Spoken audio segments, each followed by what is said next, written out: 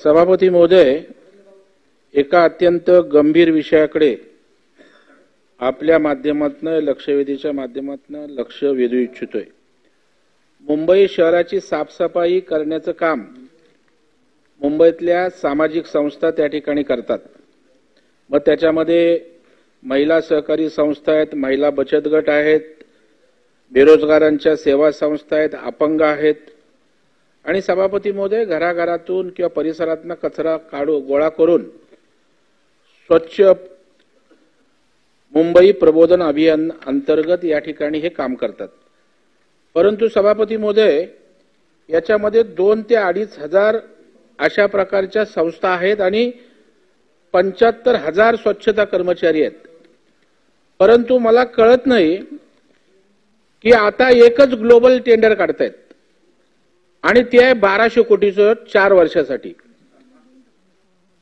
म्हणजे त्या ज्या सफाई आता चालू आहेत, ज्या संस्था करतायत, कर्मचारी करतायत, त्यांना 6,000 रुपये भाई मिळतात वर्षभराचे, ज्याच्यामध्ये साधन सामुग्री करता 5,400 आणि 600 मासिक अनुदान, म्हणजे 6,000 रुपये त्यांना आपण वर्षभराचं देणार आणि हे 1200 कोटीमध्ये प्रत्येक कर्मचाऱ्याला 21,800 रुपये देणार।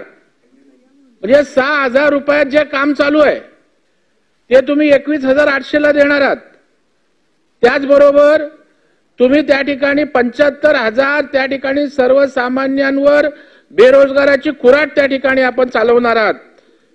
या संदर्भात सभापती महोदय, मुंबई महानगरपालिकेने 16 फेब्रुवारीला निविदा प्रक्रिया सुरू केली आणि 7 वेळा पुन्हा रिस्पॉन्स न आल्याने पुन्हा त्या निविदा मागवल्या गेल्या।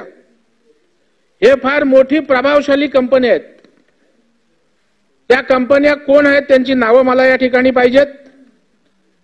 आपण दस्तक वस्ती समन्वय समितीने या संदर्भात सुधाकर शिंदे अतिरिक्त आयुक्त यांना निवेदन दिलंय। या चळवळीत बेरोजगार सेवांच्या काम करणारे नंदकुमार काटकर त्यांचे नेते आहेत, त्यांनी त्या ठिकाणी पत्रकार परिषद घेऊन हा विषय त्या ठिकाणी चव्हाट्यावर आणून न्याय मागितलाय। बाळासाहेब घाटगे, स्वप्नील पाठक हे सारे जे या विषयासाठी काम करतात त्यांनी ही भूमिका या ठिकाणी मांडलेली आहे। माझे आपल्या माध्यमातून सांगणं आहे की उत्तरामध्ये काय आपण देताय, उत्तरामध्ये असं सांगताय कामाची गुणवत्ता व परिणामकारकता याची जबाबदारी निश्चित करणे शक्य होत नाही। म्हणजे 2013 पासून हे प्रबोधन स्वच्छता अभियान सुरू आहे आणि 11 नंतर 13 नंतर आता 11 वर्षांनी जाग आली आपल्याला की त्यांची परिणामकारकता आणि गुणवत्ता त्या ठिकाणी बघता येत नाही। या संदर्भामध्ये रीट पिटिशन पण या बेरोजगारांनी त्या ठिकाणी दाखल केलेलं आहे। माझी पहिली मागणी या ठिकाणी आहे की तात्काळ या टेंडरला त्या ठिकाणी स्थगिती देणार आहात का आणि मुंबईचे बेरोजगार सेवा संस्था असतील, महिला बचत गट असतील, अपंग असतील, त्याचबरोबर सामाजिक महिलांची मंडळं असतील, उत्तम पद्धतीने काम करतात सभापती महोदय। बरं, कुणाची मागणी नाही, कुणाची त्यांच्याविषयी तक्रार नाही, अचानक एकदम जादूची कांडी, एकदम 1200 कोटीचं कॉन्ट्रॅक्ट आणि प्रत्येक कामगाराला त्या ठिकाणी 21,800 रुपये, म्हणजे 6,000 जे काम सुरू आहे ते 21,800 करणार 4 वर्षाचं। भाई पण ते पण कामगार आहेत ना, जे आता करतायत प्राप्त परिस्थितीत, त्यांनाही तेवढा दिला पाहिजे। त्याच्यामुळे पहिलं म्हणजे टेंडरला स्थगिती देणार का, ती स्थगिती आपण द्यावी अशी माननीय मंत्री महोदयांना त्या ठिकाणी विनंती आहे। कारण 75,000 लोकांच्या पोटापाण्याचा त्या ठिकाणी सभापती महोदय प्रश्न आहे, ती स्थगिती आपण द्यावी अशी विनंती आहे। दुसरं जे आहेत त्याच सेवाभावी संस्था, महिला बचत गट यांना काम सुरू ठेवावं आणि 6,000 त्यांना फक्त मानधन आहे, त्याच्याऐवजी त्यांना जर 21,800 द्यायची तुमची मानसिकता झाली तर ते 21,800 या लोकांना द्या किंवा ते 15,000 पण त्या ठिकाणी काम करतील। म्हणजे पैशाचीही बचत होईल आणि ते बेरोजगार आणि या महिलांना सुद्धा काम त्या ठिकाणी मिळू शकेल।